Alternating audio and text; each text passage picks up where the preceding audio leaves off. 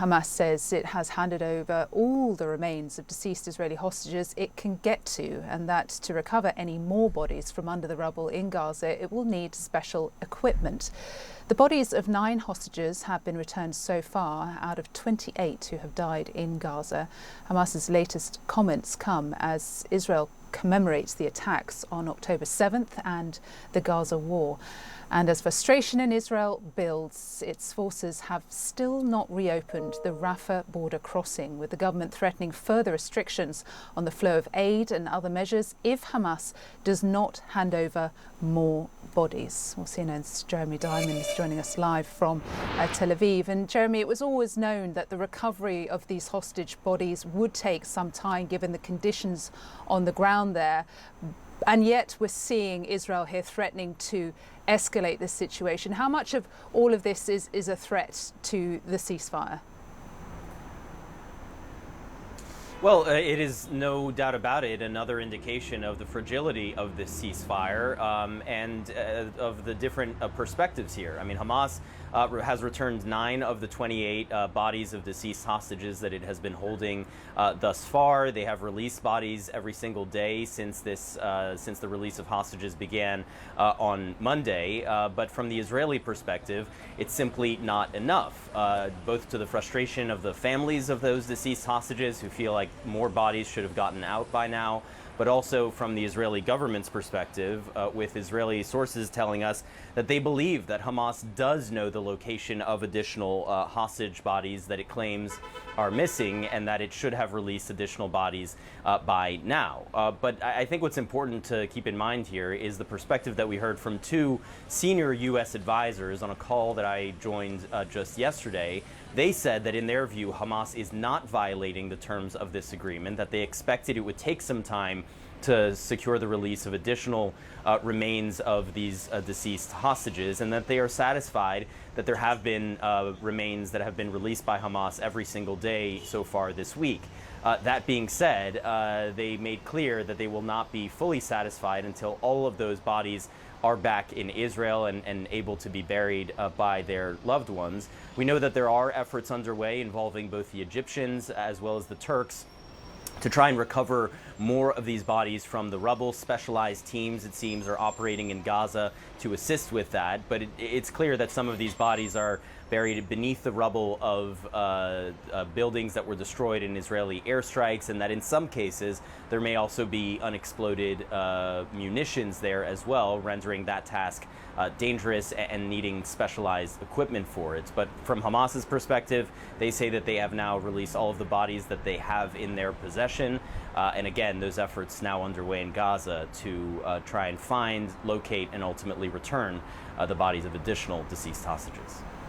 And while all of this goes on, Jeremy, we know that the humanitarian situation on the ground in Gaza is continuing to be catastrophic. We know that a flood of aid is what's needed, required right now, but that is unlikely, I guess, while the Rafah crossing remains closed. What, if anything, are you hearing about negotiations ongoing over that? Well, we certainly have heard threats from the Israeli government via, Israeli officials that they would withhold additional shipments of aid until Hamas returns more bodies. Israeli authorities had made that clear to the United Nations. There's a little bit of uncertainty about exactly how many trucks of aid have gotten into Gaza these last couple of days. The Israeli government hasn't been sharing those numbers as they typically do.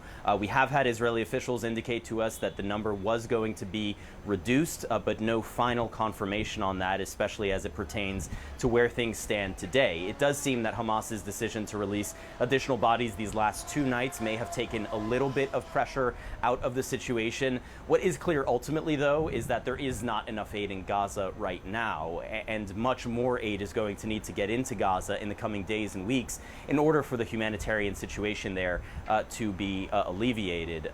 We understand that inside of Gaza, hospitals say that they still have a shortage of medication, that there are not enough medical supplies reaching those hospitals. We've heard from people in Gaza City as well, describing the dire humanitarian situation where they say there is not enough food, not enough shelter, not enough basics to be able to survive and try and, amid all of this rebuilding. And of course, all of the rubble that still needs to be cleared. There is a very, very long road ahead for Gaza and for the people of Gaza in particular. Yeah, and we will, of course, continue to follow this. Jeremy Diamond there live for us in Tel Aviv. Thanks, Jeremy. With us now is Jane Harman, former member of Congress from California, former ranking member of the House Intelligence Committee. She most recently served as chair of the Commission on the National Defense Strategy and is the author of Insanity to Defense: Why Our Failure to Confront Hard National Security Problems Makes Us Less Safe. Talk about hard national security problem. What's happening in Gaza right now? Look, you have the failure to return the bodies of the deceased hostages, which was agreed to in the ceasefire deal. You also have reports that Hamas has not disarmed and doesn't seem to be about ready to hand over power in parts of Gaza. So what happens? Well, left on its own, Hamas is not going to do much. They'll slow roll the return of bodies. I would agree that some of them are hard to find, and some of them may be in the tunnels. Oh, by the way, that would be a disincentive to blow up all the tunnels, which will need to happen over time if there really is going to be a safe Gaza.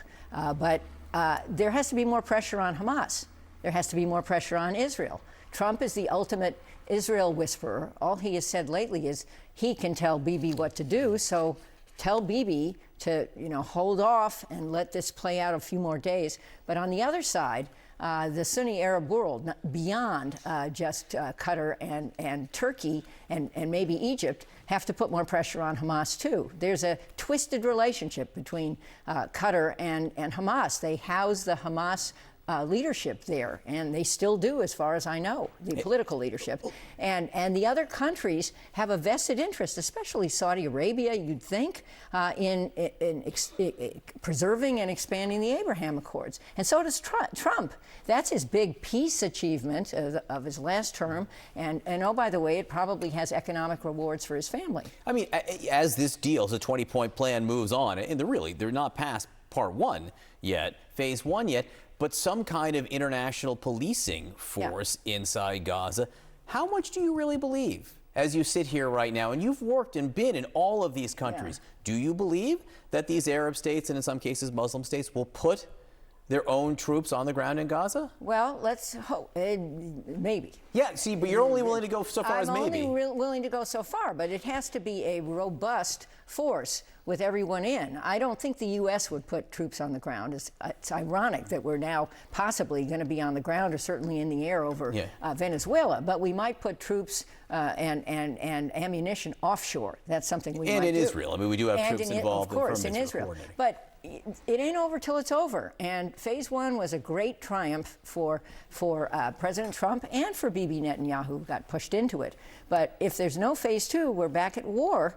And I can't imagine who wins, except possibly for Bibi's right-wing coalition. And I don't think that's in Israel's long-range interest. I think this peace plan, fully implemented with a path to two states, is a really robustly good idea for the long-term security of Israel and the thriving of the whole region.